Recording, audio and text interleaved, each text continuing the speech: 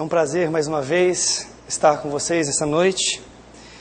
E é um prazer ter a oportunidade de pregar depois de participar com os jovens e alguns adolescentes aqui há quase um ano, né? Desde março eu estou aqui. Mas quero convidá-los, por favor, a abrir a Bíblia junto comigo em Mateus capítulo 2.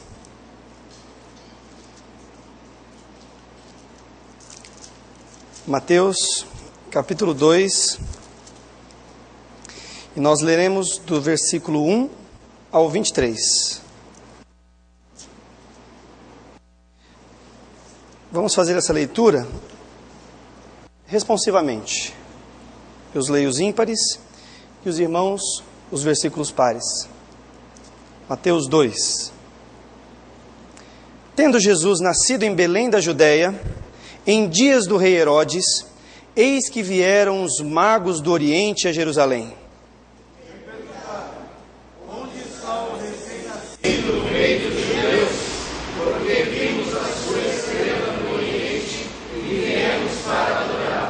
Tendo ouvido isso, alarmou-se o rei Herodes e com ele toda Jerusalém. Então, convocando todos os principais sacerdotes e escribas ao povo, indagaram eles onde o Cristo deveria nascer. Em Belém da Judéia, responderam eles, porque assim está escrito por intermédio do profeta. E tu, Belém, terra de Judá, não és de modo algum a menor entre os principais de Judá, porque de ti sairá o guia que há de apacentar o meu povo Israel. Com isto, Herodes, tendo chamado secretamente os magos, inquiriu deles com precisão quanto ao tempo em que a estrela aparecera.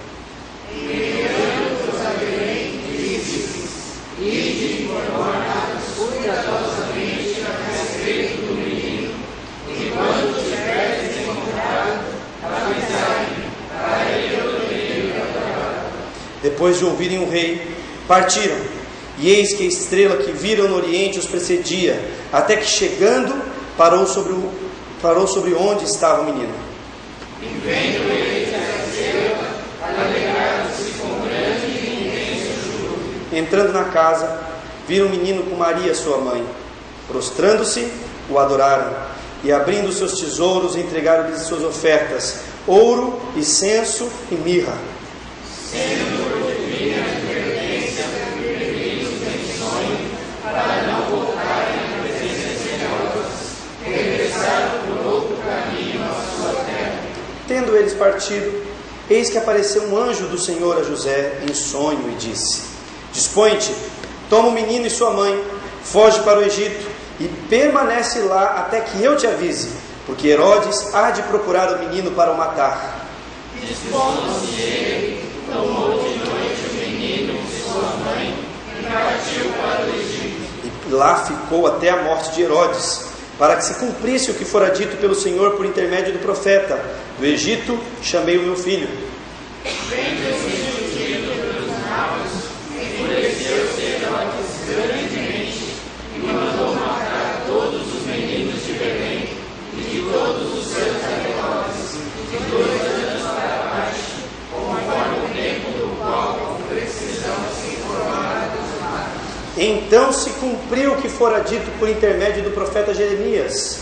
Ouviu sua mão derramada, pranto, choro e grande lamento. Era Raquel chorando por seus filhos, inconsolável porque não mais existe. Tendo Herodes morrido, eis que um anjo do Senhor apareceu em sonho a José no Egito e disse-lhe: Dispõe-te, toma o menino e sua mãe e vai para a terra de Israel, porque já morreram os que atentavam contra a vida do menino. Dispôs-se ele, tomou o menino e sua mãe e regressou para a terra de Israel. Tendo, porém, ouvido que Arquelau reinava na Judéia, em lugar de seu pai Herodes, temeu ir para lá, e por divina advertência, peregrino em sonho, retirou-se para as regiões da Galiléia. E foi habitar numa cidade chamada Nazaré, para que se cumprisse o que fora dito por intermédio dos profetas: ele será chamado Nazareno. Vamos cantar juntos, hino 352, leitura bendita. Vamos ficar em pé, por favor.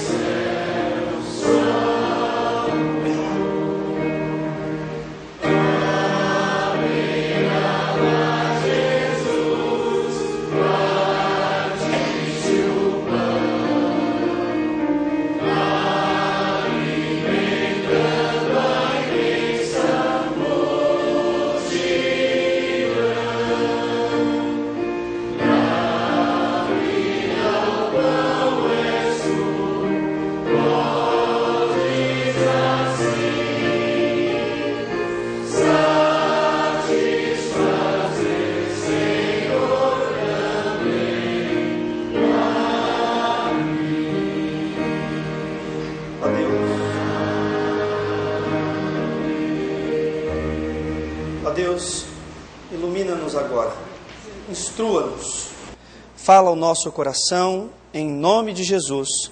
Amém. Amém. Podem assentar-se. Irmãos, 21/12/2012, quando ouve-se essa data, alguns até gelam, porque há muito temos ouvido que o fim do mundo se aproxima. Essa data é esperada, conta-se os tempos, espera-se que a gente viva o máximo que nós pudermos agora, porque afinal de contas, dia 21/12/2012 está chegando. Eu tenho colegas até que falam assim, olha, o que eu tiver que gastar, eu vou gastar tudo a crédito, porque eu não vou pagar nada em janeiro mesmo. É possível até que você já esteja lembrando de alguma ocasião que você pensou assim. Mas eu lamento informar, infelizmente o mundo não vai acabar nessa data. E apesar de ser uma data muito esperada, é só uma data, como muitas outras de predição do final dos tempos. Eu me recordo quando eu era adolescente, não faz muito tempo, tá? E no ano 2000, naquela virada de 99 para 2000, saiu até alguns filmes falando que o mundo acabaria na passagem do século. E essas datas são muito aguardadas, as pessoas esperam, as pessoas criam ansiedade. Alguns assistem filmes já esperando, inclusive, o término de tudo, né? 2012, o filme saiu, inclusive, com essa expectativa. E aí alguns fizeram uma série de suposições, mostrando como seria o final dos tempos.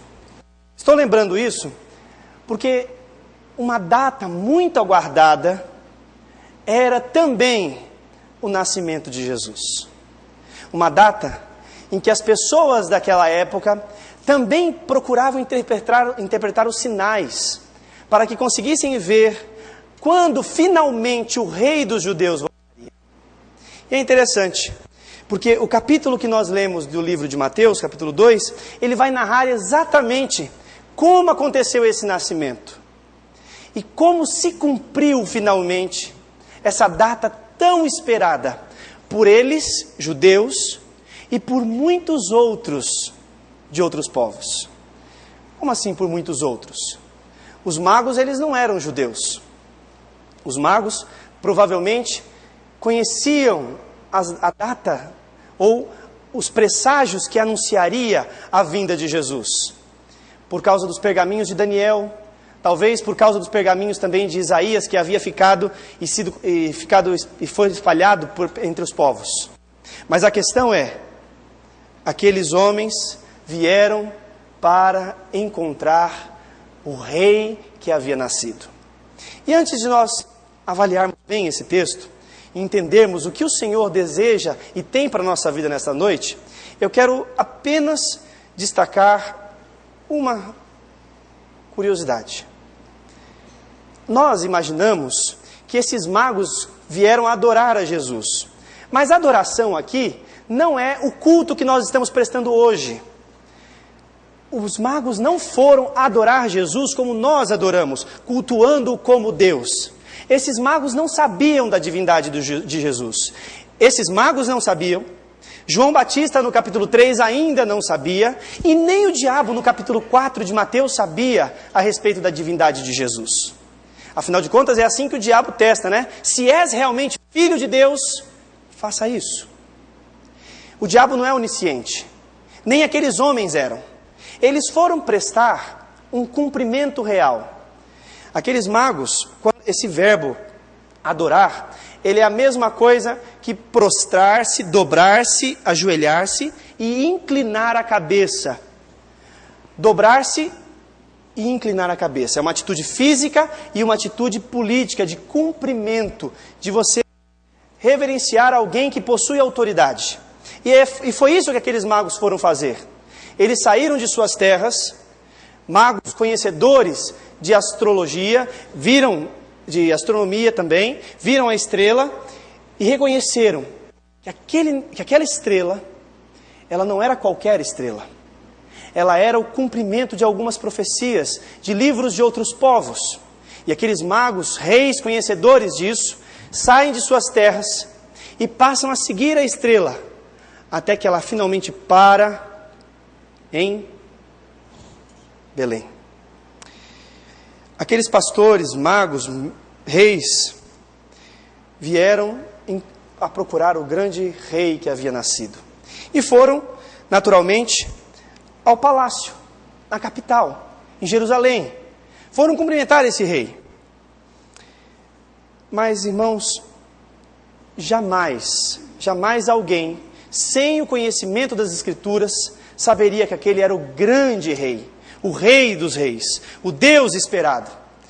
Mesmo assim, eles foram e procuraram a Herodes. Aqui começa a grande instrução que esse texto deseja trazer para nós. Eu quero destacar para vocês nessa noite, meus irmãos, 3 verdades, 3 aspectos que esse texto ele traz para nós. A primeira é com relação à figura dos 2 reis que esse texto vai mostrar para nós. Um rei, Herodes, e um outro rei que havia nascido. Segundo, esse texto vai mostrar para nós o quanto as Escrituras já haviam anunciado a vinda desse rei. E terceiro, esse texto vai mostrar para nós o nome desse rei. E vai desafiá-lo a saber como você chama este rei. Mas vamos por partes. Queiram ler junto comigo, por favor, o versículo 1 mais uma vez. Tendo Jesus nascido em Belém da Judéia, Mateus capítulo 2, versículo 1. Em dias do rei Herodes, eis que vieram os magos do Oriente a Jerusalém. E perguntaram, onde está o recém-nascido rei dos judeus? Nós vimos para adorá-lo. E isso alarmou-se, o rei Herodes, e com ele toda a Jerusalém. O rei Herodes, ele era um rei político, um grande administrador. É conhecido na história como Herodes o Grande, mas não era o grande por ter feito bons atos, por ter feito grandes atitudes benévolas com relação ao povo. Não, o rei Herodes era conhecido o Grande por causa das grandes construções que ele havia feito. No entanto, meus irmãos, ele era um rei mau. Era um rei que tinha diversas esposas, e a predileta dele ele já havia mandado matar, por causa de uma fofoca que havia surgido com as suas irmãs. Ele costumava mandar matar os seus filhos, ele costumava mandar matar os seus inimigos políticos e aliados também, com medo que eles pudessem usurpar o seu trono. Herodes era um rei mau por natureza, alguém que havia sido nomeado rei não porque pertencesse à linhagem real de Davi, não porque fora nomeado por Deus, como todos os reis antes dele, mas era rei por causa de um domínio externo, domínio de Roma sobre aquele povo. E Herodes, aquele que vai mandar matar as crianças, não era nem um pouco preocupado com a vida daqueles que eram seus subordinados, mas apenas consigo e com o seu próprio reinado. Aquele rei, meus irmãos, estava vivendo naturalmente o seu reinado, comendo, dormindo, colhendo os seus frutos próprios de rei. Mas numa bela noite, diferente das demais noites, ele recebe uma comitiva no seu palácio. Versículo 6 fala que ele recebe uma comitiva de magos, de pessoas estudadas. E essas pessoas pedem para que ele o receba, a fim de lhe fazer uma pergunta. Pergunta muito simples: onde está o recém-nascido rei dos judeus? Por muito menos Herodes já havia mandado matar outros. Por muito menos ele já havia mandado destruir pessoas, por duvidar do seu reinado. E agora, com aquela pergunta, ele se vê encurralado, preso numa situação. E ele tem diante de si duas opções: manda matar os magos e fecha aquela questão ali mesmo, ou cria uma situação com a finalidade de matar o próprio rei, aquele que por direito teria acesso a esse trono. Percebam essa pergunta. Os magos, eles não perguntam: cadê o rei que será feito? Cadê o menino que será feito rei?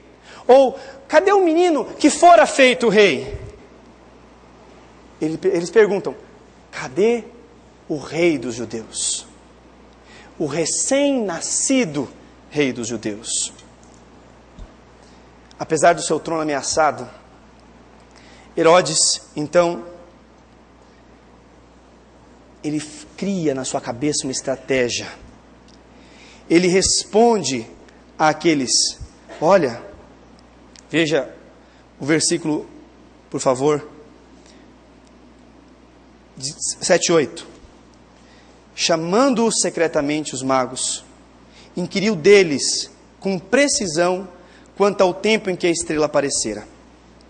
E enviando-os a Belém, disse-lhes: ide informar-vos cuidadosamente a respeito do menino, e quando o tiverdes encontrado, avisa-me, para que eu também vá adorá-lo. Herodes cria uma situação, uma cena, para colocar as mãos sobre o menino e finalmente acabar com o reinado daquele que poderia tirar o seu trono. Aqui nós temos dois reis, meus irmãos. Um rei verdadeiro, que por direito deveria reinar, e um rei usurpador, um rei mau, um rei que estava interessado nos seus próprios interesses. E aqui o texto coloca uma diferença, uma tensão, querendo demonstrar para nós que da mesma forma que naquela época dois reis se chocaram, ainda que não intencionalmente, na nossa vida acontece da mesma forma. E eu vou explicar como isso acontece já já. O rei verdadeiro é Jesus Cristo. E quando ele veio, ele encontrou no seu trono, no seu palácio, no seu reino, um rei usurpador, um mundo em trevas, um maligno dominando. E nessa situação, nós olhamos para nós mesmos. Irmãos, no dia que Jesus voltar, da mesma forma que naquela época, Ele vai olhar para dentro de nós, e Ele vai querer ver em nós um rei reinando. Um rei, um ídolo, ou Ele próprio. Ele vai encontrar alguém reinando no nosso coração. E a pergunta que nós devemos nos fazer hoje é: quem reina em nós? Quem reina em nós? É o Cristo Todo-Poderoso, o Rei que por direito, o Rei nascido para reinar em nossa vida, em nosso mundo e estabelecer o reino de Deus? ou um rei maldoso chamado eu próprio. Um rei que só se importa com seus próprios prazeres, com seus direitos, com a sua obrigação de ser rei sobre todos. O amor, a paz, tudo estava sendo aqui colocado em jogo por um rei maldoso. Mas Jesus nasceu. E quando Herodes soube disso, ele entra em crise. Assim como toda Jerusalém, ele vê que uma grande batalha vai começar a acontecer pelo trono. Assim como a batalha da nossa alma, irmãos. Uma batalha por o nosso próprio coração. Uma batalha que Jesus já tem a vitória. Mas uma batalha que há de surgir para ver qual é o rei que vai morar no nosso coração. Nosso ídolo ou nós mesmos. O nosso ídolo ou o Cristo ressurreto. O nosso ídolo ou o Senhor de toda a glória. Irmãos, começa uma batalha que não se levanta nem espadas, mas que se determinam a morte de um dos reis. Jesus é o rei verdadeiro. Herodes é o rei, colocado como rei nesse texto, ironicamente. Um rei usurpador, que persegue o verdadeiro rei, que tem a intenção de matá-lo. Mas Deus protege Jesus Cristo. E através de um anjo ele avisa tanto os magos quanto José para fugir do Egito, para o Egito. E só em seguida voltar para Jerusalém. Essa mesma cena já aconteceu antes na história de Israel. Um rei usurpador havia sido nomeado pelo povo. Havia conduzido o povo durante um determinado tempo. Mas Deus opta por um novo rei, um rei Davi. E esse rei deve retirar, num dos seus momentos históricos, aquele rei usurpador. Ele deve estabelecer a linhagem real de Deus ao seu povo. É um confronto que aconteceu na história do povo Israel. É um confronto que aconteceu na história de Jerusalém, naquele momento histórico do nascimento de Jesus. E há um confronto que acontece nas nossas vidas, entre o rei verdadeiro e um rei que usurpa o nosso coração. Quando você olha para a sua vida e você encontra no seu coração qualquer coisa que não seja Jesus Cristo, você está usurpando o trono desse rei maravilhoso, desse rei vencedor, do rei poderoso. A vitória pertence a Deus. Eu não estou falando aqui, meus irmãos, de salvação, porque Deus não precisa de nós para nos salvar. Mas eu estou falando do processo posterior que Deus inicia nas nossas vidas. Do processo do momento que nós somos salvos em diante. Onde nossas decisões, as nossas escolhas, as nossas opções demonstram ou não esse senhorio de Jesus. Esse rei usurpador ou esse rei poderoso Jesus Cristo. Vou dar alguns exemplos para os irmãos. Se você for comerciante, você é crente, sabe o quanto Deus é precioso na sua vida, mas você lida com comércio, você tem uma loja aberta. E você sabe que por amor a Deus, você deve, por exemplo, emitir nota fiscal. Só que aí você pensa, se eu começo a emitir notas e pagar todos os impostos, eu vou abrir falência. Será que não há algum meio? Será que não há algum jeito de eu conseguir burlar tudo isso e fazer um meio termo entre a minha fé que manda eu ser um excelente cidadão, a minha fé que mostra o quanto eu preciso brilhar em meio às trevas? Mas será que há algum meio de eu conseguir distorcer isso e me dar bem no comércio também, em trabalhar e criar riquezas e ajuntar para mim também? Nesse momento inicia-se uma batalha. Você, cristão, tem que decidir qual é o rei que vai sentar na cadeira do seu coração e optar e decidir pela batalha. Neste momento, meus irmãos, você tem que optar se vai sentar Jesus Cristo e dizer que aquele que persegue as riquezas e abre mão dos valores do reino de Deus é servo delas, ou se você ama mais a Deus e está disposto a abrir mão do seu próprio dinheiro em favor a Deus. Ou ainda, irmãos nossos que sabem, porque a palavra de Deus orienta o quanto nós precisamos fazer a manutenção da casa de Deus e dizimar as nossas primícias. E no entanto, no momento que eu preciso dizimar, eu lembro, puxa, se eu tiver que dizimar, eu não vou conseguir pagar todas as contas lá de casa. Eu vou ter que abrir mão desse valor, é um valor alto. 10% daquilo que eu ganho. Nesse momento iniciou uma outra batalha no seu coração. Uma batalha que lá na frente já está ganha, meus irmãos. A batalha por quem vai decidir a sua vida. Da mesma forma que Herodes era um rei usurpador, no seu coração pode ter um ídolo que usurpa o trono do Senhor Jesus Cristo. E as suas decisões, as suas atitudes demonstram isso. Há ainda a fome de ganhar ao invés de compartilhar. A fome de ter ao invés de ser alguém diferente. Irmãos, quem é o Senhor do seu coração? Quem é o Senhor da sua vida? Você próprio? Ou Cristo, o Filho do Deus vivo, o Senhor da história, aquele que era, que é e que há de vir? Quem é o Senhor da sua vida?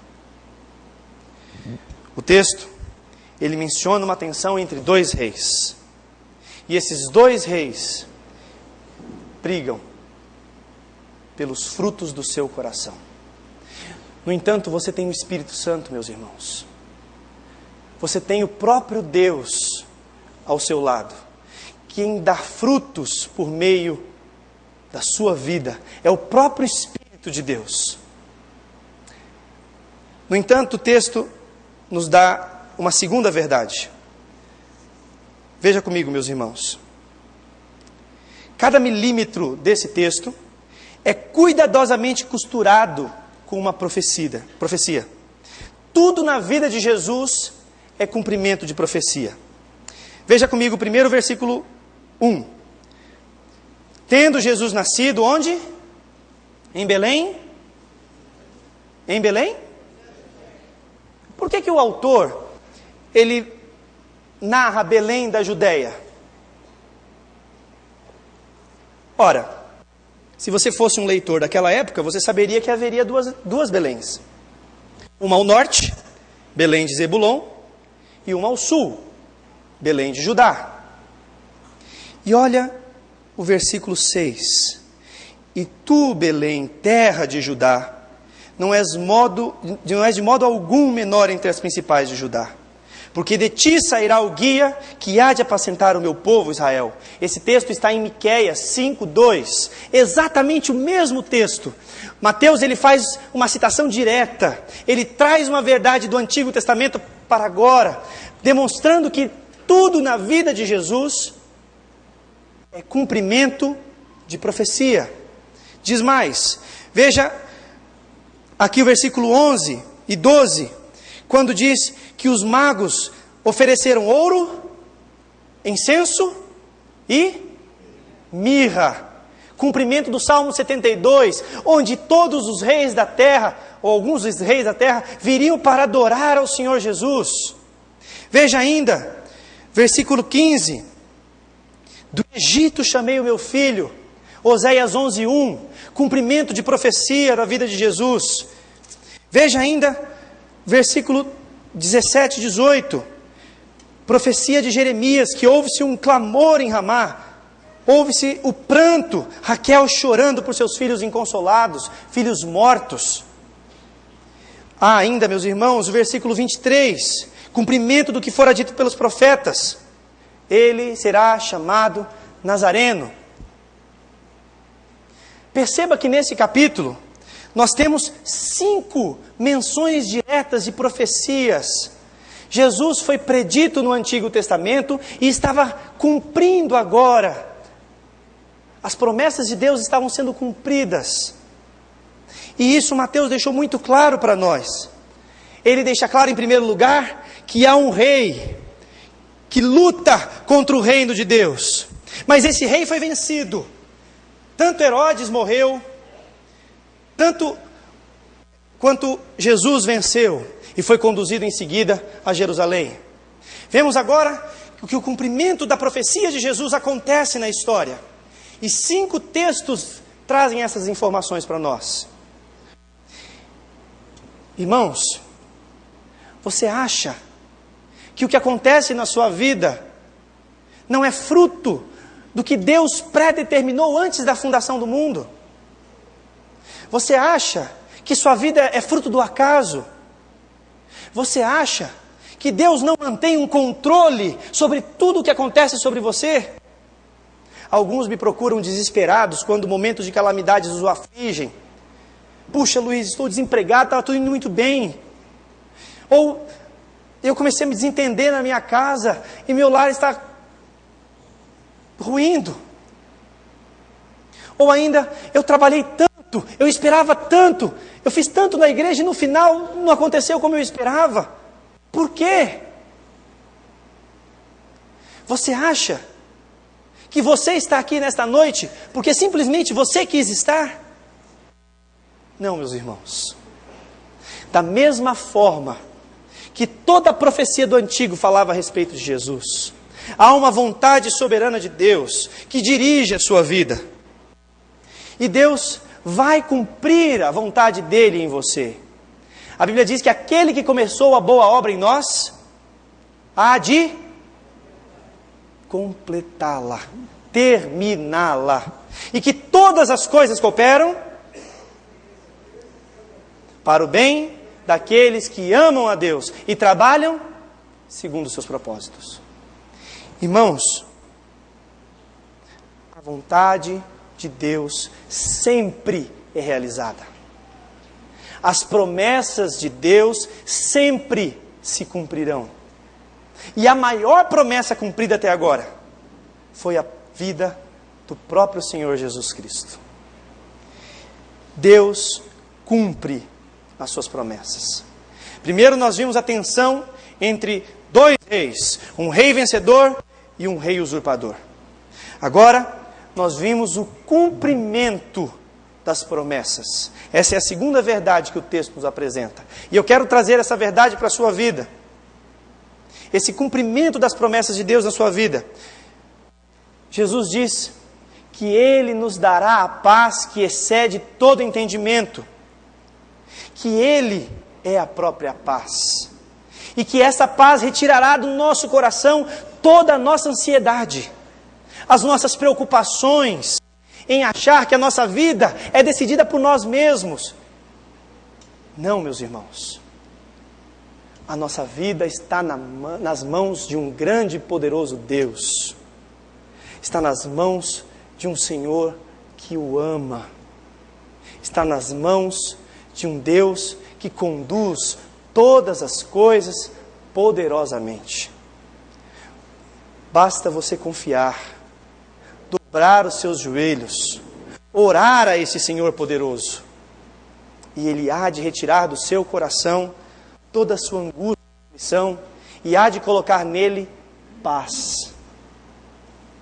Jesus promete estar conosco até a consumação dos séculos, e Ele cumpriu esta promessa, enviando o seu Espírito Santo, Deus Consolador, Senhor que está no nosso coração, que habita em nós. Irmãos, nós temos o próprio Deus.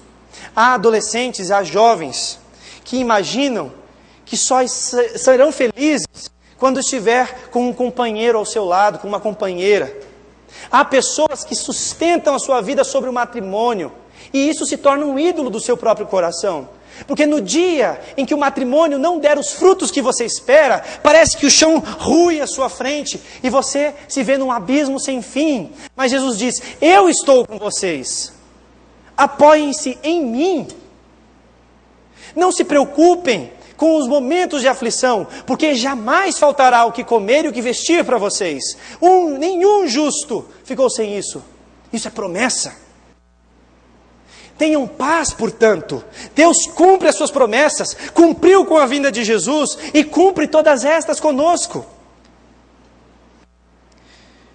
Deus prometeu, na pessoa de Jesus, que aonde quer que fôssemos, Ele colocaria as palavras dEle na nossa boca. Nós temos irmãos, infelizmente, que sentem medo de evangelizar, que sentem medo de falar de Jesus ao próximo, porque pensam, o que eu vou dizer? Eu não sei tanta coisa, eu não sei quase nada. Mateus capítulo 10 diz que Jesus há de nos levar à presença de pessoas e o Espírito, o Consolador, há de falar. Deus colocará no nosso coração as palavras a serem ditas. No momento que você estiver lá, Ele vai falar por você.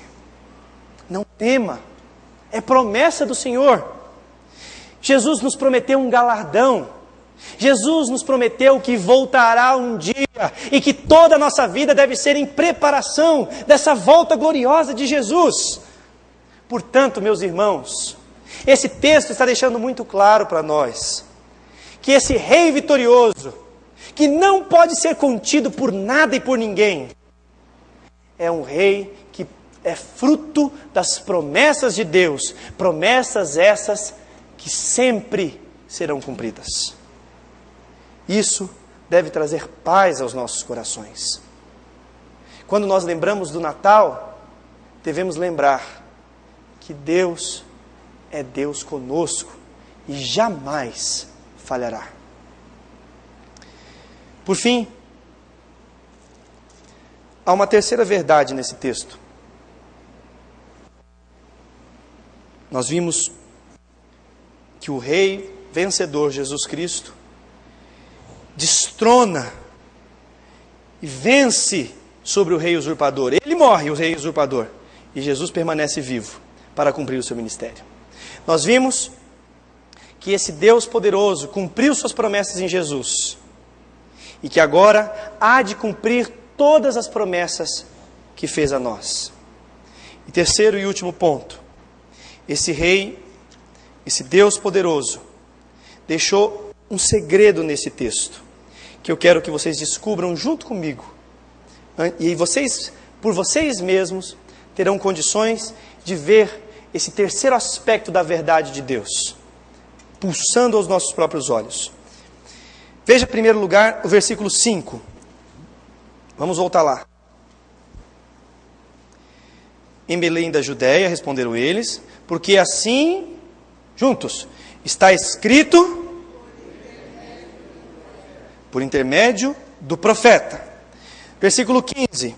E lá ficou Herodes até a morte, para que se cumprisse o que fora dito, juntos, pelo Senhor. Veja o versículo 17. Então, se cumpriu.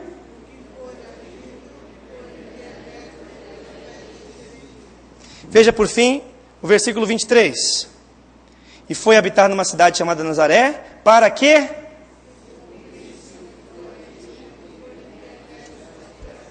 Conseguiram localizar aí? O que mudou? O versículo 5 é o profeta. O capítulo 15 é o profeta. O capítulo 17 é o profeta. Mas, perdoe-me, o versículo 17. E o versículo 23 não é o profeta, mas fora dito pelos profetas. Há um destaque aqui. Agora, é interessante, irmãos, porque no versículo 5, é literalmente, eu quero que vocês prestem muita atenção nisso, é literalmente o texto do Antigo Testamento trazido para o Novo. Miqueias 5:2. Está lá, versículo 5. Depois, nós lemos exatamente as palavras do profeta Oséias, no versículo 15. Depois, o profeta Jeremias, no versículo 15. Agora, eu ofereço o meu carro para qualquer um dos irmãos que achar no Antigo Testamento, onde está escrito, ele será chamado Nazareno. Vocês têm 1 minuto. Se achar, o carro é seu, o documento está com a Dani, pode pegar. 1 minuto.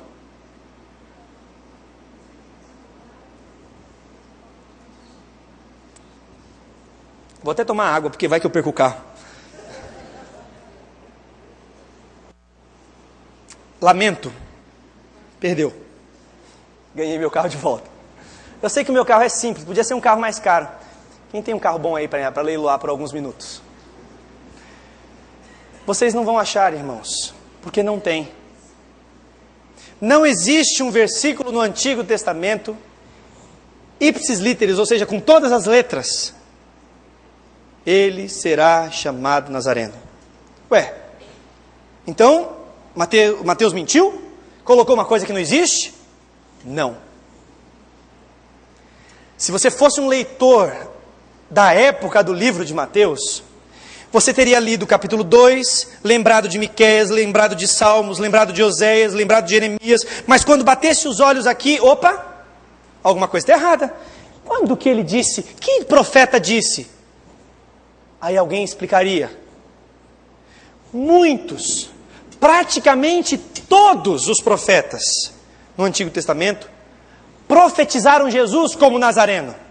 Mas como assim, se não há um versículo explícito sobre isso? Nazareno significa desprezado. Isaías proclamou a mensagem do Senhor e ele foi desprezado. Ninguém ouviu as palavras do profeta Isaías. Oséias havia mencionado a palavra do Senhor, mas quem foi aquele que ouviu e aplicou na sua vida? Ninguém. Oséias foi desprezado. Jeremias, o povo nem sequer o ouvia, e ele escreve um livro de lamentações por conta das quantidades de pessoas que o ouvia falando, mas não ligava para as palavras de vida que ele trazia. Ele foi também desprezado. Ezequiel foi chamado o pregador, e também, assim como foi, perdoe-me, não foi chamado pregador não, mas Ezequiel também pregou fortemente a palavra do Senhor, e o povo não ouvia, e ele reclamando, mas por que não me ouvem? O povo vai dizer para ele, olha, as suas palavras são palavras doces aos nossos ouvidos, e ele vai dizer, eu não quero que seja uma palavra doce, eu quero que vocês ouçam, e ele vai ser desprezado. Ele será chamado Nazareno, desprezado. Os profetas do Antigo Testamento apontavam para Jesus como aquele que seria desprezado. O que para nós é salvação, Jesus de Nazaré, Deus, o que para nós é orgulho, para os bons entendedores daquela época, chamar Jesus de Nazaré, chamar Jesus de Nazareno, era desprezo. Lembra de Filipe e Natanael? Filipe ouve a palavra do Senhor, é chamado pelo próprio Cristo, ele corre para Natanael e ele diz, Natanael, eu encontrei o Messias. Aonde? De Nazaré. O que Natanael responde? Pode por acaso vir alguma coisa boa de Nazaré? Herodes fez exatamente a mesma coisa. Desprezou o Senhor. Irmãos, Mateus está colocando no texto o quarto nome de Jesus. O Evangelho de Mateus, ele vai chamar Jesus de 4 nomes diferentes. Abre para mim, por favor, o capítulo 1. Volta aí uma página na sua Bíblia. O primeiro nome de Jesus aparece no versículo 16. E Jacó gerou a José, capítulo 1, versículo 16. Marido de Maria, da qual nasceu Jesus, que se chama Cristo. Esse é o primeiro nome de Jesus. O segundo nome de Jesus, versículo 21. Ela, Maria, dará à luz a um filho, e lhe porás o nome de Jesus, porque ele salvará o seu povo dos pecados dele. Cristo, Jesus. Agora, o versículo 23, do capítulo 1 ainda. Eis que a virgem conceberá, e dará à luz a um filho, e ele será chamado pelo nome Emanuel. Agora olha o 23 do capítulo 2. Finalzinho do versículo. Ele será chamado ele primeiro vai ser chamado Cristo, que quer dizer a mesma coisa que Messias, que quer dizer a mesma coisa, Cristo, Messias, do que ungido, do que rei. Este homem será chamado de rei, ungido para isso. Ele será chamado de Jesus, porque há de salvar o mundo dos seus pecados. Ele será chamado Emanuel, que quer dizer Deus conosco. E ele será chamado Nazareno, que quer dizer desprezado. Estas são as 4 figuras que o Evangelho de Mateus vai mostrar Jesus Cristo. Só que olha que interessante, meus irmãos. Com o nome Cristo, ele é chamado. Com o nome Jesus, ele é chamado. Emanuel, ele será chamado. E Nazareno, ele será chamado. Vocês têm aqui 2 nomes colocados em Jesus naquela época. E outros 2 nomes colocados para o futuro. O que eu quero dizer com isso? Pergunta que não me sai da mente. Quem chamará Jesus de Emanuel ou de Nazareno? Quem chamará Jesus de Deus conosco ou de desprezado? Quem? Alguém lembra? Antes que vocês respondam, eu vou dizer. Nós. Eu e vocês. Mateus termina o capítulo 2. Depois de apresentar Jesus como o rei ungido, como o salvador do mundo, colocando uma pergunta. E você, como chamará o Senhor? Rei, Deus conosco ou desprezado? Emanuel ou Nazareno? Como você chama esse Jesus Cristo? Herodes foi o primeiro a desprezá-lo, fingindo querer adorá-lo para matá-lo. E você, como chama a Jesus? Como suas atitudes demonstram que Jesus é Deus conosco ou desprezado? Nesta noite, visitante, membro da igreja, qualquer pessoa que esteja nos assistindo, nesta noite, você vai ter que responder essa pergunta. E qualquer coisa que você queira colocar no lugar de Jesus como Deus conosco, você está respondendo, ele é desprezado. Jesus é suficiente para a salvação, mas precisa batizar. Se não batizar, vai para o inferno, viu? Nazareno, desprezado. Jesus é suficiente, mas eu preciso olhar o meu horóscopo aqui, viu? Para saber o que vai acontecer comigo nesse dia. Nazareno, desprezado. Jesus é suficiente, mas eu preciso, afinal de contas, tomar conta da minha vida, porque Deus não toma. Nazareno, desprezado. Ou você pode dizer, Emanuel, Deus comigo, Deus conosco, e nele eu deposito a minha confiança, nele eu deposito o meu coração, nele eu deposito a minha vida, nele eu deposito a minha esperança, porque eu o chamo de Emanuel, Deus conosco.